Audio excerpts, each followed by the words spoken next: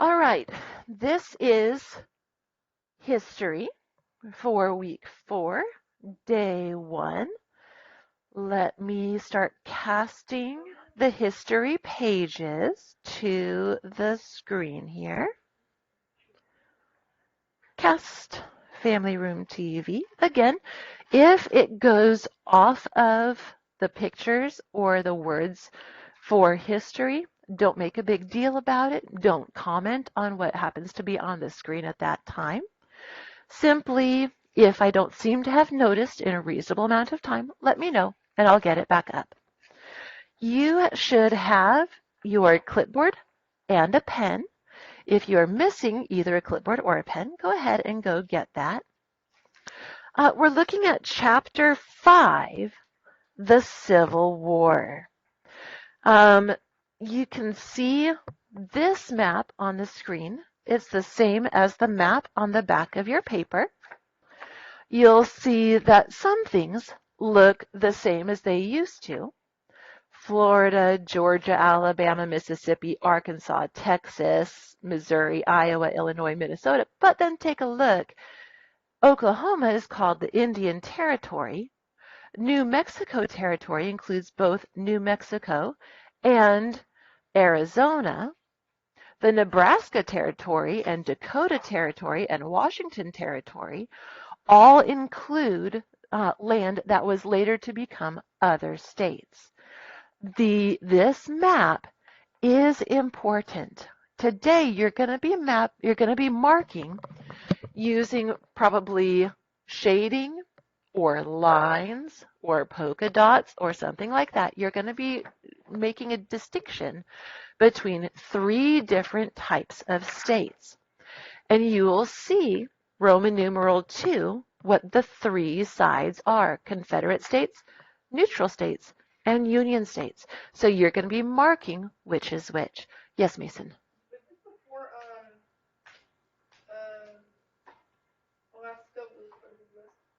I believe so. Russia. Okie dokie. So there's our map, America in 18 Civil War. On the front of your paper, you have complete the outline, South against North. You see that it says Roman numeral 1, events that led to the beginning of the Civil War. You can see there's A, B, and C. Disagreement between, election of, capture of. So there are going to be 3 things that we're listening for that directly contributed to the start of the Civil War. Chapter 5, the American Civil War, South against North. Yes. Lord willing. It's not going to be this week because instead of having school Monday through Thursday and then having Friday for a field trip, we chose to do school Tuesday through Friday to have Labor Day off. Yes, Aaliyah. I hope so. Judah. It is a school field trip. It is something we will be doing together. I don't know what the plan is. We still need to put a plan together. Let's cross that bridge when we get there. South against North. On a cold April night in 1861, only a month after Victor Emmanuel was crowned King of Italy, the President of the United States sat in the White House reading the handwritten page that lay before him. I, Abraham Lincoln, President of the United States, hereby do call forth the militia of the several states of the Union, 75,000. He sighed, rubbing a weary hand across his face. The next morning, this proclamation would be published in newspapers across the country, and 75,000 American men would pick up guns and bayonets and set out to fight against their neighbors. But Abraham Lincoln felt that he had no choice. 7 of the United States, South Carolina, Mississippi, Florida, Alabama, Georgia, Louisiana, and Texas had announced that they would no longer belong to the United States. Instead, they would form their own country, the Confederate States of America.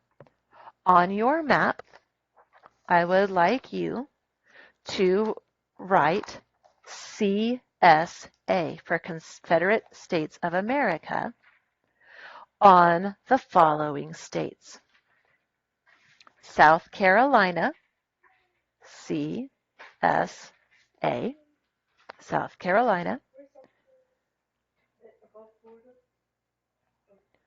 Mississippi, CSA, Confederate States of America on Mississippi, Florida, Mississippi, next to Louisiana, between Louisiana and Alabama, Florida, CSA, Confederate States of America. So far we've got South Carolina, Mississippi, Florida, Alabama, CSA, Confederate States of America, Georgia, CSA, right above Florida, Louisiana, CSA, and Texas, CSA.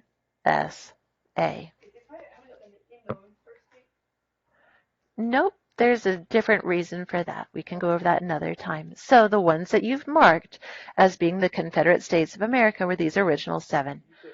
South Carolina, Mississippi, Florida, Alabama, Georgia, Louisiana, and Texas were all part of the Confederate States of America. They said they were a new country. They were no longer part of the United States of America. Judah. Did we need Ohio for anything? Because I already blocked that out. I guess we'll find out when we get there. You should not be doing anything on your map that I have not already told you to do. The Confederate States demanded that the United States soldiers who were stationed at Fort Sumter, a military base in South Carolina, leave and turn the fort over to Confederate soldiers. On your map, I would like you to put a box around Fort Sumter in South Carolina. The Confederate States demanded that the United States soldiers who were stationed at Fort Sumter, a military base in South Carolina, which they've now decreed is part of the Confederate States, leave and turn the fort over to Confederate soldiers. Hey, we're not part of the United States anymore. Get the United States soldiers out of this fort. This fort now belongs just to the Confederate State Army. What do you think would happen if how do you know what would be now? Don't know. But the United States refused to give up Fort Sumter. 2 days earlier, in the still dark just before sunrise, Confederate soldiers had begun to fire round after round of cannonballs and shot at the walls of Fort Sumter. After a full 2 days of firing, the besieged U.S. commander inside the fort had finally hauled down the American flag. Now the flag of the Confederate States flew over Fort Sumter's walls. Take a look at your Roman numeral 1, events that led to the beginning of the Civil War.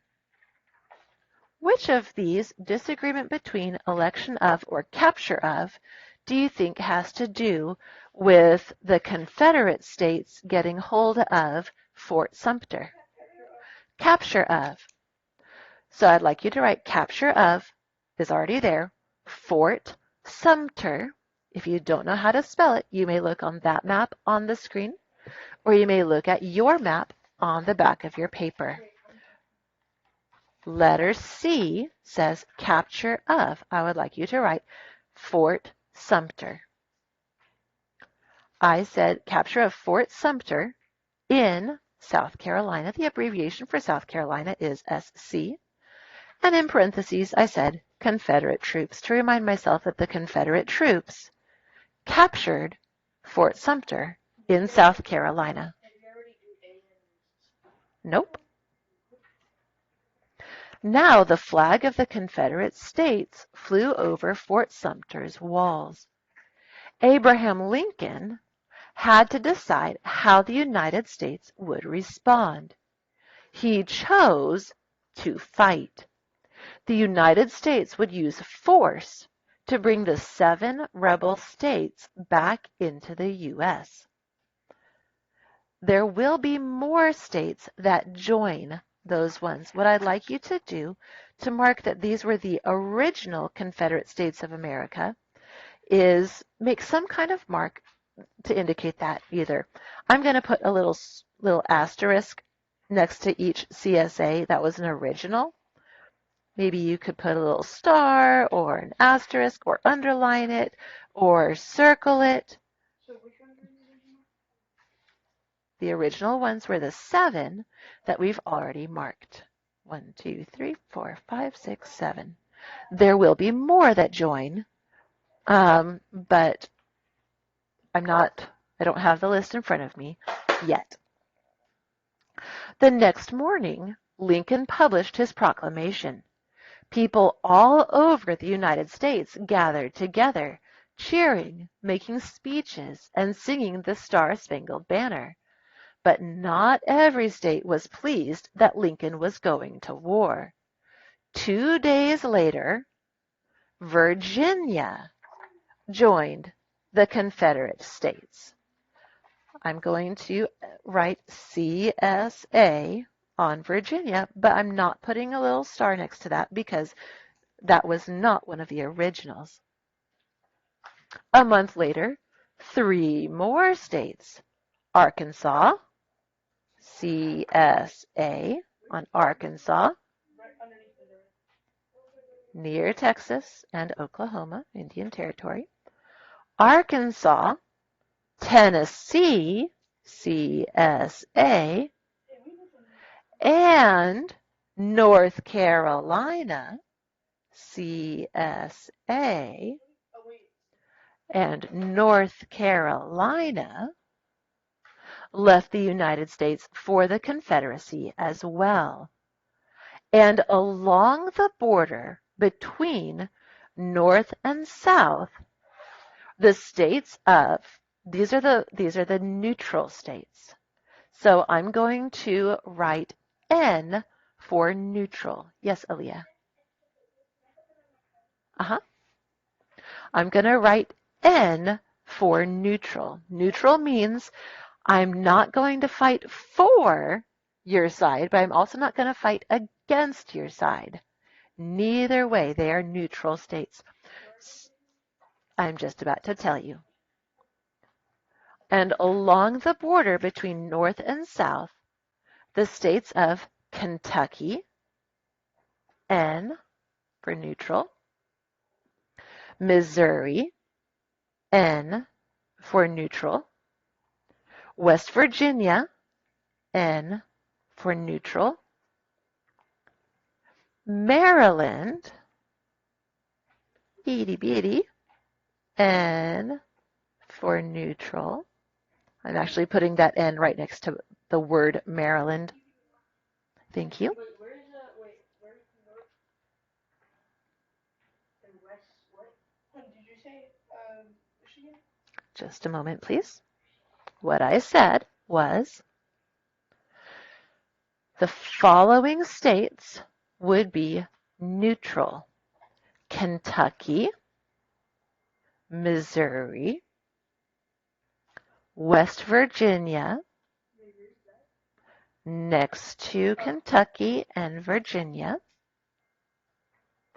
Maryland, and Delaware. Delaware would also be neutral. They sent a message to the president. They would not join the Confederacy, but they refused to fight for the United States. The governor of Missouri told Lincoln that the war against the South was illegal, unconstitutional, inhuman, and diabolical.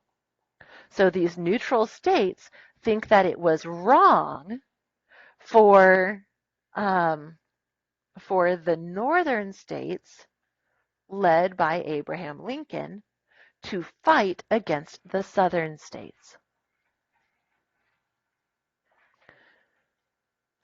The governor of Kentucky, neutral state, snapped, "Kentucky will furnish no troops for the wicked purpose of subduing her sister Southern states." The United States was less than 100 years old, and already the country had broken apart into civil war.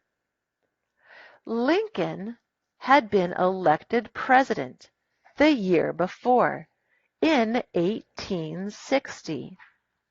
Events that led to the beginning of the Civil War. Do you think this would be disagreement between or election of? Election of. Election of whom? Correct. Write that down. Roman numeral 1, letter B, election of Abraham Lincoln. Lincoln had been elected president the year before, in 1860. And in the United States of 1860, every state was allowed to decide for itself whether or not some people could hold others as slaves. Down in the southern states, such as South Carolina and Georgia, slavery was legal. Farmers made their living by growing huge fields of tobacco and cotton. And tobacco and cotton needed plenty of hands to weed, tend, and pick them. Farmers could only grow these crops if they had plenty of cheap help. Without slaves, the farms of the South would collapse. In the northern states, slavery was illegal. But states such as New York, Pennsylvania, and Massachusetts didn't have huge fields of crops that needed tending. They had factories, mills, and ironworks instead. It's easy for Northerners to say that slavery should be against the law, Southerners complained. The North doesn't need slaves to survive. What disagreement is happening that's leading to the beginning of the Civil War? Correct. Disagreement between Southern and Northern states about having slavery. So disagreement between Southern, or you could write S, and Northern, or you could write N, states regarding slavery. Elijah. Brazil actually had about 20 to 30 times more slaves than America did at America's prime. So Brazil had even worse experiences, so much so that it wasn't outlawed until the 1890s. That's pretty crazy. I'm also going to make a little note here, disagreement between southern and northern states regarding having slavery. I'm going to add a little note there to say S for south, greater than sign, fields, comma, cotton / tobacco. And in the north, they had factories. In order to maintain the South, they needed unpaid labor in order to be profitable. In the North, the businesses up in the North were able to hire at very low wages, but they were able to hire people to work in the factories, and they did not need unpaid labor. What, Judah? Okay. For decades, Southern and Northern states argued about slavery, but the argument didn't turn into war until new states began to join the USA. The Southern states wanted slavery to be legal in these new states. So where you said disagreement between Southern and Northern states having slavery, you can also say Southern and Northern states having slavery, comma, in new states. In new states. Because it's a question of, okay, the North says no slavery, the South says yes slavery. Well, what about new states? Will the new states that come along say yes to slavery, or will the new states that come along say no to slavery? Dalton, look awake. Go stand at the table over there. Oh, I'm glad that you're okay still. Go stand at that table over there, or you may sit on a stool over there. Thank you. Judah?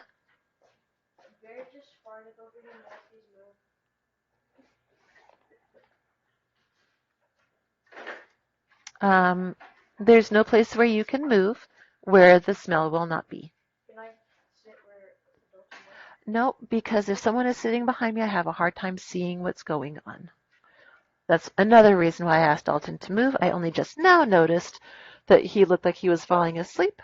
I want to be able to tell what people are up to.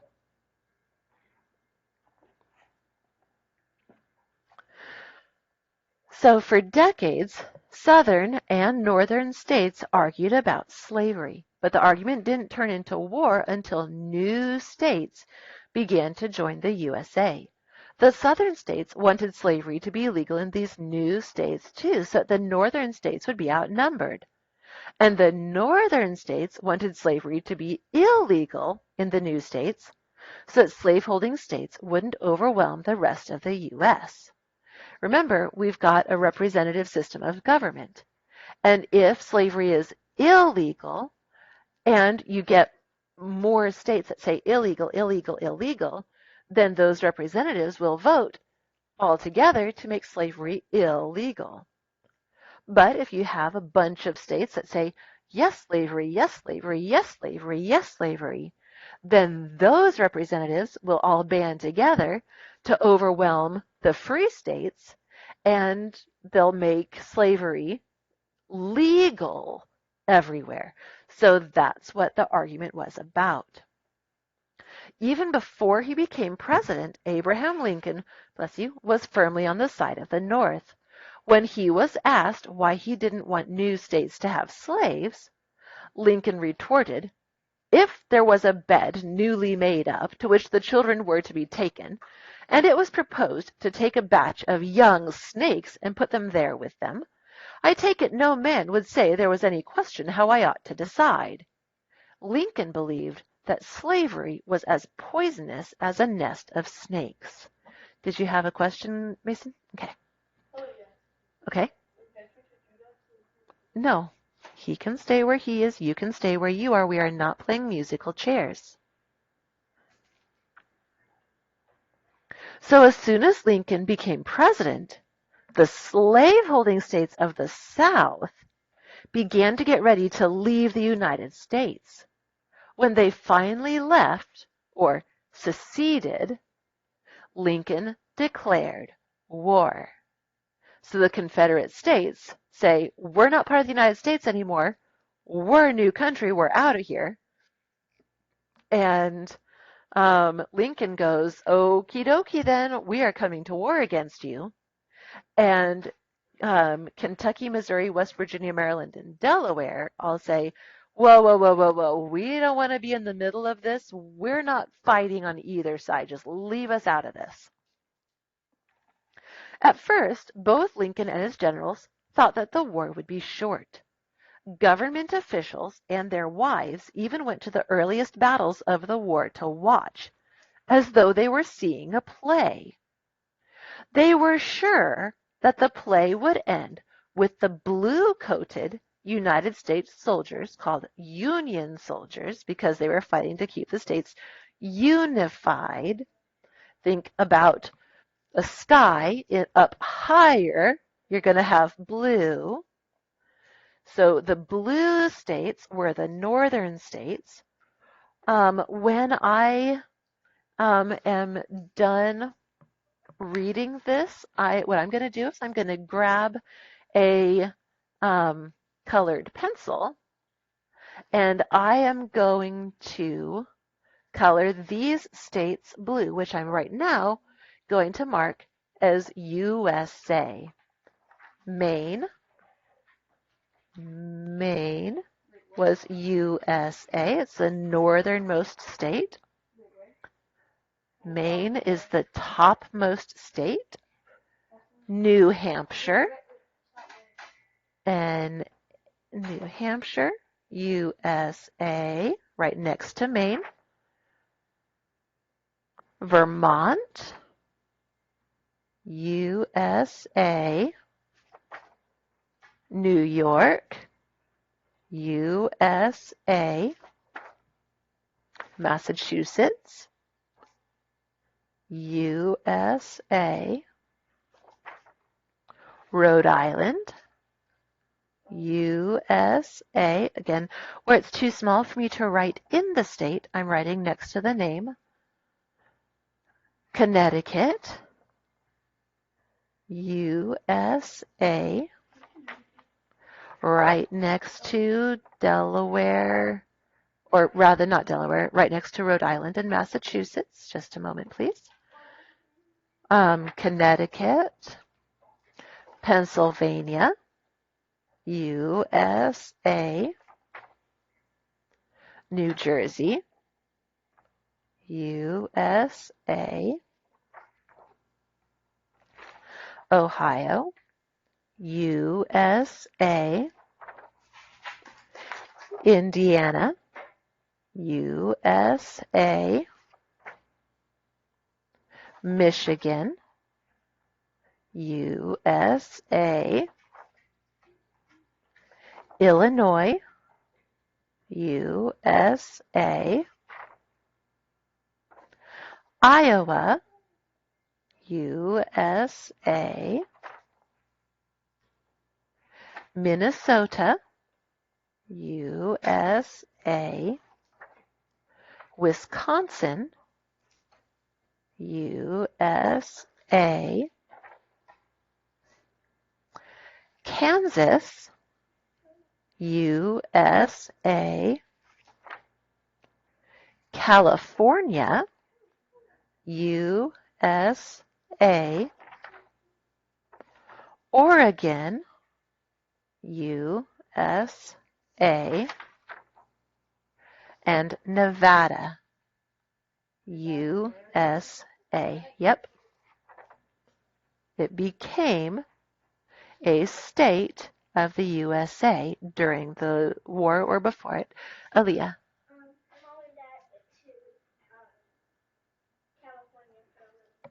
That's cool. So what I'm going to do is I'm going to make myself a little key. I'm going to put a box up towards the top. Parentheses, I'm going to write blue. So I remember to color that box blue. And the blue box equals USA. Then I'm going to make a third box. I haven't decided yet what color a second box. I haven't decided yet what color I'm going to make the neutral states, but I'm going to make I don't know. I'm going to make the third box. This one will be gray. G-R-E-Y or G-R-A-Y, either way is fine. Gray states will be the CSA, Confederate States of America. I'm going to choose a different color, and that will be my neutral. Neutral.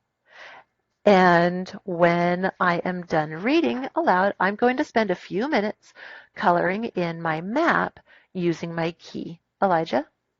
Is it true that you can go to jail if you wear gray? I don't think so. Judah? Or do we have to color them? It would be wise. Mason? Not right now. Dalton? Say again? Very nice. Okay, so we've got the North, the South, and the neutral states. The Confederate States are the southern states. The Union States are the northern states. The Union States were blue. They were north, think up like the sky. The Confederate States were south. Their uniforms were gray. Aaliyah, thank you. But in just months, Lincoln realized that the war would not be won so easily. He tried inviting Giuseppe Garibaldi over from Italy to lead his army. After all, Garibaldi had just won an enormous victory against a fierce enemy. But Garibaldi decided to stay in Italy. Eventually, Ulysses S. Grant became Lincoln's general instead. So the Union general, you can make this either A or B, on two generals. There's a Confederate general and there was a Union general. The Union general was Ulysses S. Grant. Write it down before you ask any questions. I'm about to tell you how to spell it. U-L-Y, two generals. You have Confederate generals, or a main Confederate general and a main Union general. The Union general was Ulysses S. Grant. U-L-Y-S-S-E-S.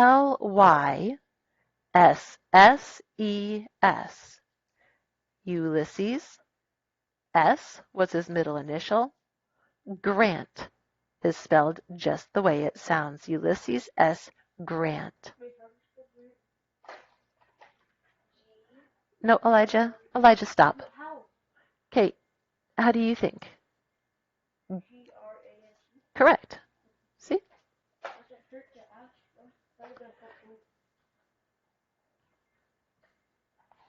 If it was a strange spelling, I would tell you how it's spelled. Ulysses, I would never guess that Ulysses was spelled U-L-Y-S-S-E-S.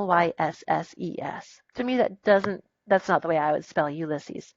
But if I say Grant and I say, how does it sound? Then that means it's spelled the same way that it sounds. So you don't need to second guess yourself. In the South, the Virginia general Robert E. Lee led the Confederate soldiers into battle. So two generals. The Union one was Ulysses S. Grant. The Confederate one was Robert E. Lee. L-E-E. Robert E. Lee. L-E-E. In the South, the Virginia general Robert E. Lee led the Confederate soldiers into battle. Robert E. Lee didn't approve of slavery, but when Virginia seceded, he had chosen to be loyal to his home state. What do you need, Mason?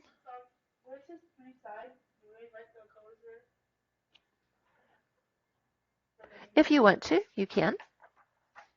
I'm gonna have just my colors be on my map, but if you would like to do the colors. What? No, this is just for us to be able to color code our map and know which color was for which people. There's a very famous old movie out called The Blue and the Gray.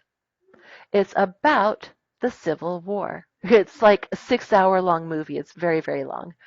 I tried watching it when I was a kid, and I could not keep straight who was who and what was happening, and it was very boring to me. But it is a very good history of the Civil War, the blue and the gray, that is the North and the South. Dalton,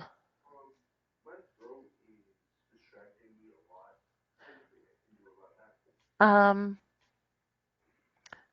we've got just about 3 more paragraphs, and then I'll be glad to get you a throat lozenge. A year after the Civil War began, Abraham Lincoln announced that all slaves in the Confederacy would be declared free on January 1st, 1863. This announcement was known as the Emancipation Proclamation. Of course, Lincoln had no power in the Confederacy, so his proclamation didn't actually change anything for the slaves in the South. But by making this proclamation, Lincoln had announced to the whole world that the Civil War was no longer about keeping the United States together. Now, the war was being fought to end slavery. Well, this is what it became about. Okay, Judah, there is nothing funny happening. You do not need to be laughing.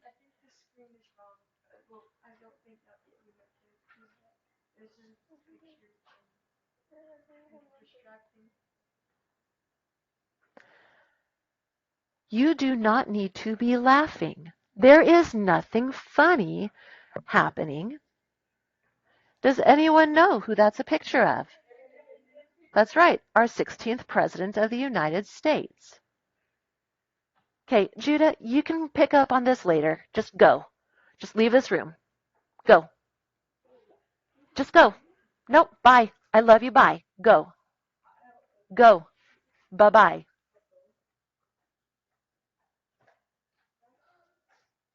Okay, the rest of y'all, please do have self-control. Nothing funny is happening.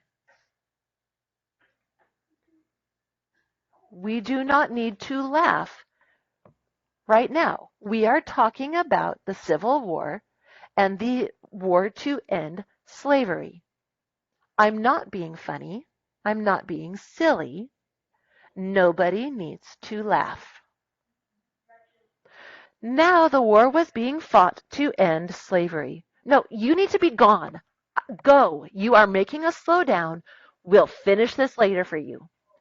Lincoln needed to assure the people of the U.S. that the war was important because hundreds of thousands of men were suffering and dying.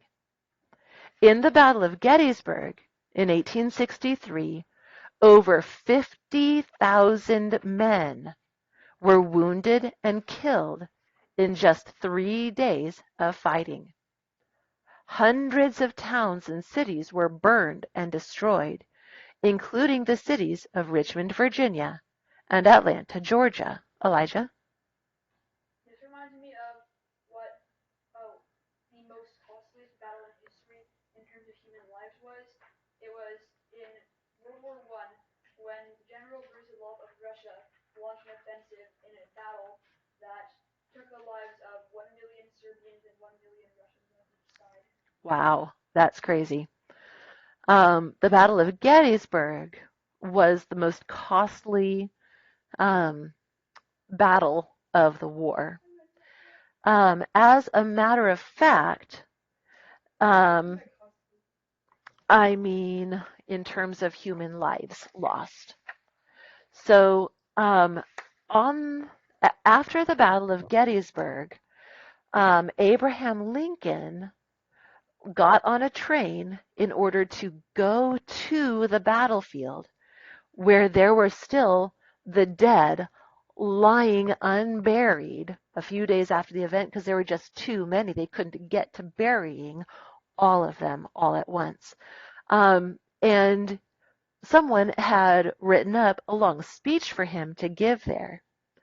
But instead of giving a long speech at Gettysburg, he jotted down, I think it was even on an envelope, on the train ride down towards Gettysburg, he jotted down what became known as the Gettysburg Address. This was something I had to memorize when I was in 4th grade. And you'll probably recognize at least a part of this. This is very, very famous. And instead of this lasting for 20 minutes or an hour, like a long speech might, think like a sermon, his speech lasted less than 7 minutes. It was short and sweet. He wanted it to speak for itself. Like the battlefield was what should be in focus, not his speech. So this is what he said in the Gettysburg Address. 87 years ago, in other words, 87 years ago, our fathers brought forth on this continent a new nation, conceived in liberty and dedicated to the proposition that all men are created equal. Now we are engaged in a great civil war, testing whether that nation, or any nation so conceived and so dedicated, can long endure. We are met on a great battlefield of that war. We have come to dedicate a portion of that field as a final resting place for those who here gave their lives that the nation might live. It is altogether fitting and proper that we should do this. But in a larger sense, we cannot dedicate, we cannot consecrate, we cannot hallow this ground. The brave men, living and dead, who struggled here, have consecrated it far above our poor power to add or detract. The world will little note, nor long remember what we say here, but it can never forget what they did here. It is for us, the living, rather, to be dedicated here to the unfinished work which they who fought here have thus far so nobly advanced. It is rather for us to be here dedicated to the great task remaining before us, that from these honored dead we take increased devotion to that cause for which they gave the last full measure of devotion. That we here highly resolve that these dead shall not have died in vain. That this nation, under God, shall have a new birth of freedom, and that government of the people, by the people, for the people, shall not perish from the earth. Yeah, that is his entire speech. Yes. Well, less than 7 minutes. He would have had to speak probably even more slowly in order for his voice to project. This was in the days before microphones. So it could even have been that after he spoke something loudly, then someone further back in the crowd may have had to pass it along. I don't know for sure what the situation was, but it was under 7 minutes. Lincoln needed to assure the people of the U.S. that the war was important because hundreds of thousands of men were suffering and dying. In the Battle of Gettysburg in 1863, over 50,000 men were wounded and killed in just 3 days of fighting. Hundreds of towns and cities were burned and destroyed, including the cities of Richmond, Virginia, and Atlanta, Georgia. You can probably see those on your maps as well. As a matter of fact, I can see those. So if you want to, you can draw like an X through Atlanta and an X through Richmond to remind yourself that those cities got completely destroyed during the Civil War. Richmond, Virginia, and Atlanta, Georgia. On April 9th, 1865, Robert E. Lee realized that his Confederate Army was out of food and too weak to fight on. He agreed to surrender to Ulysses S. Grant in the little Virginia town of Appomattox. How do you say that, Elijah? Appomattox. After 4 years of fighting, the war was over. The Confederacy fell apart. The Southern states were forced to rejoin the Union without their slaves, but over 500,000 men had been killed, more than in any other war the United States has ever fought, even in the 20th century. In the South, a whole generation had been wiped out. All young men who were old enough to fight and young enough to fight. Like everything from a drummer boy to an old grandfather. They fought. An entire generation had been wiped out. The Civil War had saved the Union, but it also changed the United States forever. That is where we are going to stop for today. Wait before you disappear. There is a portion of a pen under the edge of the chair there. I need you to pick that up, someone. We will pick up here next time. When we come back, we will be doing IEW and Spanish. Hender kids, your dad is planning to pick you up at 3 o'clock. That's in about 45 minutes. So we need to be efficient with the last little bits of our day. If you have any dishes, please take care of those now.